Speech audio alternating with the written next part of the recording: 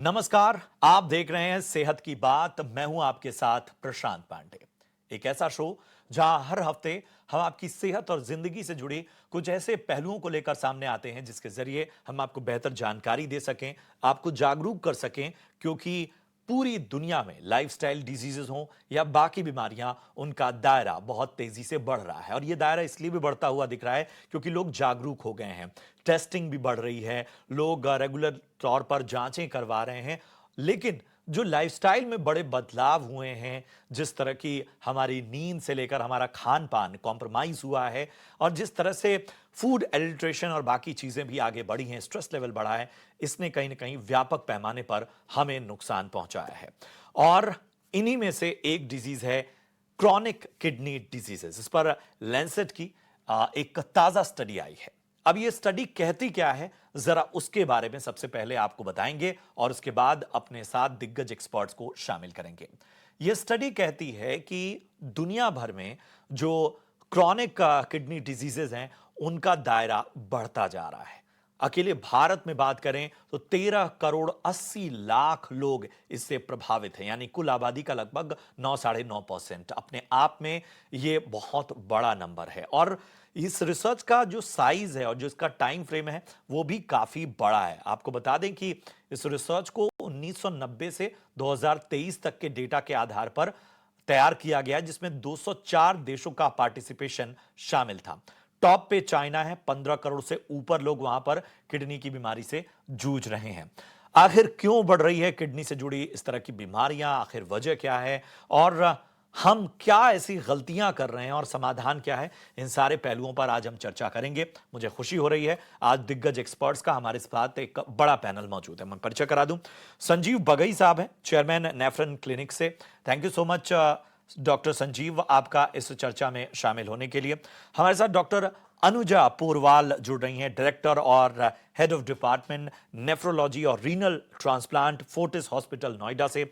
Doctor Anuja, आपका भी बहुत बहुत स्वागत। और हमारे साथ नेहा मोहन सिन्हा जी हैं, जानी मानी न्यूट्रिशनिस्ट हैं, एडजंट लेक्चरर हैं, नर्सिंग कॉलेज कमांड हॉस्पिटल से। Thank you so much Neha ji, आपका भी इस चर्चा में शामिल होने के लिए। तो सबसे पहले डॉक्टर संजीव, मैं आपके पास आऊंगा। लैंसेट जब भी कोई स्टडी छापती है तो अचानक से कंसर्न बढ़ता है, और हम देखते हैं कि बहुत गंभीरता से इन सारी रिसर्च को देखा जाता है। और इस रिसर्च के मायने इसलिए भी बड़े हो जाते हैं क्योंकि साइज के अलावा इसका जो टाइम फ्रेम है वो काफी बड़ा है। मतलब ये कहीं ना कहीं 1990 से 2023 तक का डेटा बड़ा इंपॉर्टेंट, सिग्निफिकेंट इसलिए हो जाता है क्योंकि यही वो दौर है जिसमें हमारे लाइफस्टाइल या बाकी चीजों में बड़ा अपग्रेड नजर आया है और बहुत सी चीजें नजर आई हैं। आप भी इस डेटा से गुजरे होंगे।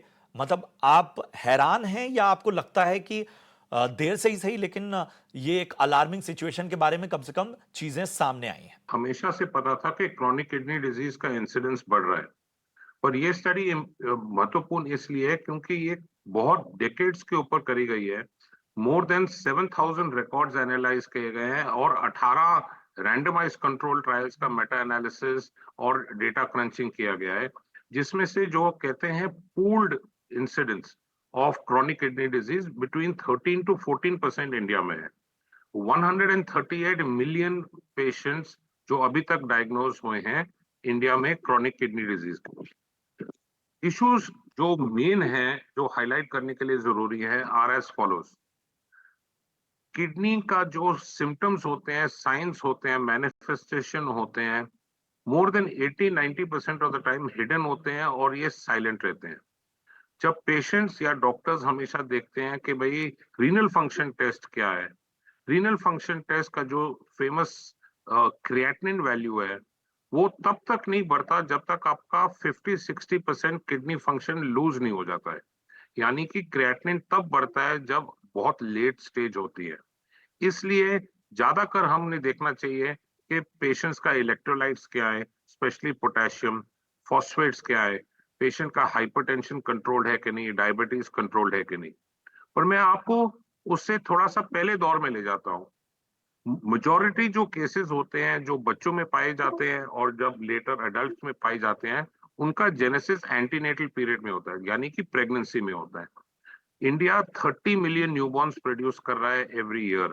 यानी कि 2% ऑफ पेशेंट्स फीटसेस में फीटल किडनी एब्नॉर्मेलिटी रहती है, जिसमें से 0.5% सीवियर होती है, जैसे एब्सेंट किडनी या घूमी हुई किडनी, ऑब्स्ट्रक्टेड किडनी, जो रिफ्लक्स का यूरिन होता है, मतलब यूरिन गलत जगह जा रहा है। फिर पीडियाट्रिक्स में आते हैं, जिसमें जेनेटिक डिसऑर्डर्स होते हैं, क्रोमोसोमल डिसऑर्डर्स होते हैं। जब मैटरनल पीरियड में मैटरनल फीटल अल्कोहल सिंड्रोम, जो माँ पीती रहती हैं प्रेगनेंसी में या स्मोक करती हैं, माइक्रो नैनो प्लास्टिक का इसमें बहुत ज्यादा इम्पैक्ट अब हो रहा है, पोल्यूशन का इम्पैक्ट हो रहा है। पोस्ट कोविड देखा जा रहा है कि बहुत सारे पेशेंट्स को क्रॉनिक किडनी डिजीज अब पाई जा रही है। जब हम एडल्ट्स में आते हैं या एडोलेसेंट से एडल्ट में आते हैं, जो इन्फेक्शंस होती हैं यूरिन में या इन्फ्लेमेशन होती है, जो हम कहते हैं ग्लोमेरुलर नेफ्राइटिस, या हम कहते हैं उसको के नेफ्रोटिक या plastic pollution, lifestyle diseases. So lifestyle diseases में जो फेमस बैड एसेस होते हैं, extra salt, extra sugar, extra sedentary lifestyle, smoking, spirit that is alcohol, ज्यादा sweets and drugs. Drugs India में ओकेजनली इंपॉर्टेंट कारण है, क्योंकि नॉन स्टेरॉइडल एंटी इन्फ्लेमेटरी जैसे pain killer medicine, fever medicine बिना प्रिस्क्रिप्शन के बहुत ज्यादा मात्रा में बहुत सालों से पेशेंट्स लेते रहते हैं, या unnecessary use of antibiotics, cancers, self treatment, as itself, age के साथ किडनी फंक्शन डिक्रीज होता है, क्रॉनिक इन्फेक्शंस जो हेपेटाइटिस प्रोफाइल होता है, और आईसीयू केयर में भी पेशेंट्स पाए जाते हैं कि जिसका किडनी फंक्शन थोड़ा सा डिरेंज हो सकता है। लास्ट में प्रॉब्लम ये है इंडिया में कि हमारा जो ओवरऑल स्ट्रक्चर है, हमारे 1.5 बिलियन पॉपुलेशन में खाली 44,000 अल्ट्रासाउंड मशीन्स हैं डायग्नोसिस के लिए। हमारे लार्ज पॉपुलेशन में खाली 2,450 नेफ्रोलॉजिस्ट है, यानी कि 1.9 नेफ्रोलॉजिस्ट पर मिलियन पॉपुलेशन, जो world standard WHO standard USA, UK, Canada में 25 नेफ्रोलॉजिस्ट पर मिलियन पॉपुलेशन है। यानी कि हम बहुत बहुत ज्यादा नेफ्रोलॉजिस्ट स्पेशलिस्ट की कमी हम अब सफर कर रहे हैं। हीमोडायलिसिस अगर आप देखिए, हमारे पास जो टोटल सेंटर्स है खाली 1700 है पूरे इंडिया में, जिसमें से हमें 2 lakh new cases chronic kidney diseases के हर साल ऐड हो रहे हैं।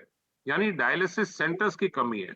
अगर आप रीनल ट्रांसप्लांट देखें, रीनल ट्रांसप्लांट खाली 14,000 केसेस हो रहे हैं पूरे इंडिया में। रिक्वायरमेंट जो है इसकी मोर देन 2 लाख है। यानी हम बहुत सिवियर डेफिशिएंट है रीनल ट्रांसप्लांट प्रोग्राम में। आज तक जो टोटल नीड है, हम खाली 7% उसको अब हम पूरी कर रहे हैं। तो ओवरऑल जो हम मैसेज देना चाहते हैं कि किडनी आपकी एक साइलेंट ऑर्गन है, ये आपकी फैक्ट्री है, ये आपका वेयरहाउस है, ये आपका मेटाबॉलिक सेंटर है। इसको प्रोटेक्ट करना जरूरी है। इसके सिम्टम्स बहुत लेट पाए जाते हैं, इसलिए शुरुआत से आपको केयरफुल रहना चाहिए, रेगुलर चेकअप्स होना चाहिए। अगर आपको फटीग हो, हीमोग्लोबिन कम हो, हाइपरटेंशन हो, डायबिटीज हो, पाँव में स्वेलिंग हो, या आपको लगे कि भाई बोन पेन्स हैं, मसल पेन्स हैं, या आंखें में कोई प्रॉब्लम है, क्रॉनिक हेडेक्स हैं, प्लीज डॉक्टर से संपर्क करें और डिटेल इवैल्यूएशन करें। बहुत over valid to you. Point आपने बताया डॉक्टर, और मैं लिटरली इस पूरे बातचीत में जिस चीज से वाकई चिंताजनक स्थिति है कि हमारे पास जिस तरह की आबादी है, जिस तरह का एक स्टैंडर्ड है, उस पैमाने पर एक्सपर्ट्स की संख्या, उस पैमाने पर मशीनों की संख्या, डायलिसिस सेंटर्स की संख्या, रीनल ट्रांसप्लांट की जो सुविधाएं हैं उस लेवल पे, मतलब हम पूरे इकोसिस्टम में अगर इतने बड़े साइलेंट एपिडेमिक से जूझ रहे हैं, तो उसको जो रिएक्शन उस पर होना चाहिए, उस पर जिस तरह का तुरंत रिसेप्शन मिलना चाहिए, उस मामले में भी कहीं ना कहीं हम पीछे आ रहे हैं, और ये वाकई इस पर ध्यान देने की आवश्यकता है।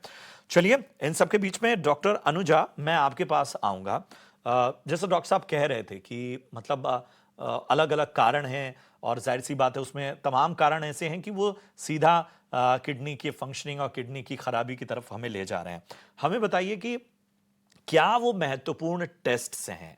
मतलब जैसे अगर डॉक्टर साहब ने जैसा बताया कि कहीं ना कहीं जो क्रिएटिन लेवल है वही एक आधार नहीं होना चाहिए, मतलब वो तो आपको बहुत बाद में कहीं ना कहीं एक एक्सपेक्ट देगा, लेकिन उसके पहले भी कौन कौन सी ऐसी जांचें हैं जो नियमित रूप से करानी चाहिए, और सबसे ज्यादा खतरा किस एज ग्रुप में या किस तरह की आदतों में आप ज्यादा देख रही हैं? Good afternoon Prashant, that's a very good question. मैं ये बताना चाहूंगी, डॉक्टर संजीव ने काफी अच्छा ब्रीफ दिया हम लोगों को सबको कि किडनी के क्या फंक्शंस हैं, कैसे वो रिस्क पर आती है। अब टेस्ट की जब आप आती है तो उससे पहले हमें ये समझना जरूरी है कि कौन से जो मेजर रिस्क फैक्टर्स हैं, कौन सी वो पॉपुलेशन है जो ज्यादा रिस्क पे है, क्योंकि हमारे पास इन्वेस्टिगेशन भी लिमिटेड है, एक्सेस भी लिमिटेड है चीजों के लिए। So diabetes, blood pressure, stone disease, kidney की कुछ अपनी बीमारियां होती हैं जिन्हें हम ग्लोमेरुलर डिजीजेस कहते हैं। कई बार कुछ अन्य जो मल्टी सिस्टम डिसऑर्डर्स हैं जैसे ल्यूपस है, रिमेटॉइड आर्थराइटिस, आपकी वैस्कुलाइटिस, इन सब में भी किडनी का इन्वॉल्वमेंट मिलता है। और इंडिया में डॉक्टर साहब ने भी बताया, मैं फिर इस बात को बोलूंगी कि जो एंटीनेटल, ये जो कंजेनाइटल एब्नॉर्मेलिटीज हैं विच आर डिटेक्टेड, समटाइम्स जल्दी डिटेक्ट हो जाती हैं, समटाइम्स बहुत लेट आती हैं डिटेक्शन में, but this is one of the very important cause for the kidney disorder. So अब congenital disorder का पता तो नहीं लग पाएगा पेरेंट को, बट अगर कोई भी बच्चा प्री टर्म बर्थ है या पहले पैदा हुआ या उसका वेट अच्छा नहीं था, तो ऐसे सब बच्चे भी प्रोन होते हैं। इसके अलावा अगर कोई फैमिली हिस्ट्री है किडनी डिजीजेस की, कैंसर्स की हिस्ट्री है, स्टोन्स की हिस्ट्री है, ऐसे पेशेंट्स को, जिन लोगों के परिवार में या कार्डियक एलिमेंट या ऐसा कोई क्रॉनिक माइग्रेन चल रहा है, बैक एक चल रहा है जिसके लिए उन्हें लंबी दवाइयां लेनी पड़ रही हैं, ये सारे patient risk factor, risky group में आते हैं। इन सारे मरीजों को अपनी जांच अन्य मरीजों के कंपैरिजन में जल्दी करानी चाहिए, फ्रिक्वेंटली। क्रिएटिनिन किडनी की जांच सबसे ज्यादा एक simple test, kidney function test जो क्रिएटिनिन है उससे कर सकते हैं। इसके अलावा डायबिटीज, ब्लड प्रेशर और ये जो रिस्क फैक्टर वाले पेशेंट है, इनको जो अंडरलाइन डिजीजेस है उनके टेस्ट भी रेगुलरली कराने चाहिए। उन टेस्ट को रेगुलर कराने और उन्हें कंट्रोल में रखने से भी, क्योंकि मुख्य कारण तो डायबिटीज है ना, if we are controlling diabetes, उसको हम रेगुलर चेकअप से कंट्रोल कर रहे हैं तो किडनी पे इम्पैक्ट आने की संभावना कम। एक टेस्ट होता है जिसे हम माइक्रो एल्ब्यूमिनुरिया कहते हैं, ये क्रिएटिनिन बढ़ने से बहुत पहले बढ़ जाता है। कई बार किसी अन्य कारण से जब आप अल्ट्रासाउंड कराते हैं और उसमें आपको पता लगता है कि किडनी के साइज में कुछ चेंज है, आपको तुरंत नेफ्रोलॉजिस्ट को कंसल्ट करना चाहिए। ये एक सटल साइन हो सकता है कि किडनी आपकी अच्छी बनी नहीं है या कोई कैंसर प्रेजेंट है। So these are the thing. अगर हम मेजर टेस्ट का नाम लें तो मेजर टेस्ट में यही टेस्ट आते हैं। एक simple urine test, urine test में अगर प्रोटीन और ब्लड का लीकेज हो रहा है तो वो श्योर शॉर्ट साइन है कि किडनी में इन्वॉल्वमेंट है। ब्लड टेस्ट में यूरिया और क्रिएटिनिन बढ़ा हुआ है, आपके यूरिन में माइक्रोएल्ब्यूमिनुरिया है, अल्ट्रासाउंड में आपको साइज की डिस्क्रिपेंसी है, कोई एबनॉर्मेलिटी, कैंसर दिख रहा है, वो एक साइन हो सकता है। या आप कई बार किडनी की बीमारी का पता आप बायोप्सी से भी चलते हैं। ये तो मुख्य टेस्ट हैं। इसके अलावा देयर आर सटल साइंस जिनसे आपको पता लगता है, जैसे वो सटल साइंस है, डॉक्टर साहब ने बताया कि किडनी की बीमारी के साइन सिम्टम्स साइलेंट होते हैं, लेटर ऑन आते हैं, but there are subtle things. Suppose किसी डायबिटिक पेशेंट को जो दवाइयां ले रहा है अपनी नॉर्मल और उसकी शुगर ठीक चल रही थी, सडनली उसकी शुगर कम होने लगती है, या सडनली उस पेशेंट का ब्लड प्रेशर अनकंट्रोल्ड होने लगता है, या कोई ऐसा मरीज जो ब्लड प्रेशर जिसका एक दवा से कंट्रोल था अब 2 या 3 दवाओं की आवश्यकता पड़ रही, ये कुछ सटल साइंस हैं जो बताते हैं कि उसकी किडनी में असर आ सकता है। इसके अलावा यंग फीमेल्स जिनमें ड्यूरिंग प्रेगनेंसी पता लग रहा है अनएक्सप्लेन अनीमिया, सिवियर एनीमिया है, या फिर यंग बच्चों में सिवियर एनीमिया, क्योंकि अनीमिया बनाने वाला जो हार्मोन है वो किडनी में प्रोड्यूस होता है। तो अगर किसी को भी अनएक्सप्लेन अनीमिया है जो समझ नहीं आ रहा है कि किस वजह से है, तो उसके किडनी फंक्शन चेक होने चाहिए। तीसरी चीज, कई बार जो यंग और एडोलेसेंट है, जो यंग बच्चों में या एडोलेसेंट पॉपुलेशन या एडल्ट्स में blood pressure majority of the time kidney से बीमारी के कारण होता है। अगर किसी भी यंग, आप किसी भी ऐसे बच्चे को जानते हैं, एडोलेसेंट को, जो कहता है कि जिसका ब्लड प्रेशर सडनली, हो सकता है किसी स्कूल की एक्टिविटी में, किसी प्री एम्प्लॉयमेंट चेकअप में उसे 23-24 साल पे पता लगता है कि मुझे ब्लड प्रेशर है, तो दिस इज अ साइन कि इसकी किडनी में इन्वॉल्वमेंट होगा। एक कॉमन मिथ है कि blood pressure is related to heart. No, ऐसा नहीं है, हार्ट के भी कारण होते हैं, लेकिन 90% of the time Dr. Sanjeev will be agreeing to me कि it is always and always associated with underlying kidney disease. अगर हम उस समय इन चीजों को इवेल्युएट करें तो किडनी की वाकई बीमारी को मतलब ये बढ़ने से कहीं ना रोक कहीं सकते कई चीजों का बाय प्रोडक्ट है, मतलब वो एक दिन में नहीं होने वाला है। मतलब आप कहीं ना कहीं किसी चीज से अगर लंबे समय तक परेशान हैं, या आपकी बॉडी कुछ बहुत साइलेंटली सिग्नल्स दे रही है जिसको आप इग्नोर कर रहे हैं, तो ये मान के चलिए कि आप किडनी की खराबी से जूझ रहे हैं और उसमें किसी न किसी तरह के मुश्किलों की बात सामने आ सकती है। बहुत ही शानदार इंसाइट्स, और वाकई डॉक्टर अनुजा, मेरे ख्याल से ये सभी हमारे दर्शकों को काम आएंगे। नेहा जी, हमें ये बताइए कि ये मतलब भारत में ये लाइफस्टाइल डिजीजेज, या मतलब एक दौर था जब हम जानते थे कि ये सब मुश्किलें एक उम्र के बाद आएंगी। आज अगर हम यंग एज में बात कर रहे हैं तो ऐसा तो कुछ है कि बहुत सारी गड़बड़ियां हुई हैं, चाहे वो लाइफस्टाइल के मोर्चे पे हो, चाहे हमारी डाइट के मोर्चे पे हो, चाहे हमारे स्ट्रेस और बाकी लेवल को कंट्रोल करने में हो। बिल्कुल सर, तो अगर देखिए तो जैसे आप ही ने बताया कि लाइफ़स्टाइल जो है एक मेजर रोल प्ले करता है। आज से 15-20 साल पहले हमारी जो लाइफ़स्टाइल थी और आज जो लाइफ़स्टाइल है, उसमें ज़मीन-आसमान का फ़र्क है, राइट? तो और एंड अपार्ट फ्रॉम दैट जो पॉल्यूशन है, जो अमाउंट ऑफ प्रोसेस्ड और प्रिजर्व्ड फूड्स हम लोग खा रहे हैं, उससे भी हमारे लाइफ़स्टाइल पे असर पड़ता है और कहीं न कहीं जाके हमारी किडनीज़ पे असर पड़ता ही है। क्योंकि जैसे कि सर और मैम दोनों ने ही कहा कि डायबिटीज़ जिनको होता है, उनको डायबिटिक नेफ्रोपैथी होने के चांसेस होते हैं, यानी कि किडनीज़ का प्रॉब्लम। आगे जिनको हाई ब्लड प्रेशर होता है, उनको भी किडनीज़ का प्रॉब्लम होता है, एंड ओबेसिटी। ओबेसिटी तो खुद ही एक जिसको कह सकते हैं ना कि इन्विटेशन कार्ड है to all these kinds of diseases. तो ये सारी चीज़ें कहीं न कहीं जो हम खाते हैं, जिस तरह से हम सोते हैं, जिस स्ट्रेस में रहते हैं, and the minimum amount of exercise या वर्कआउट जो हम कर रहे हैं, वो they play a major role in enhancing या accelerating all these kinds of problems. तो एंड स्पेशली आजकल के दौरान में जो हम सॉल्ट कहते हैं, जब हाई ब्लड प्रेशर के लिए या kidney problem CKD specially salt के लिए डॉक्टर्स हमेशा बोलते हैं कि you should keep your salt in check. तो जो सॉल्ट हम ले रहे हैं उसमें से maximum amount is coming from the processed and preserved foods, जिसमें मोनोसोडियम ग्लूटामेट के नाम से या सोडियम बाइकार्बोनेट किसी भी तरह से चीजों में पड़ा रहता है। नेहा जी, आपके नेहा इंस्टेंट जी, माफी नूडल्स हो गए। चाहूंगा, मैं आपको टोक रहा हूँ, बीच में टोक रहा हूँ। आपने नमक का नाम लिया। मतलब आजकल क्या है कि भाई पिंक सॉल्ट, सेंधा नमक, ये नमक वो नमक, बड़ा बड़ा ज्ञान भी चल रहा है इंटरनेट पे। तो हमें बताइए कि बेहतर क्या है।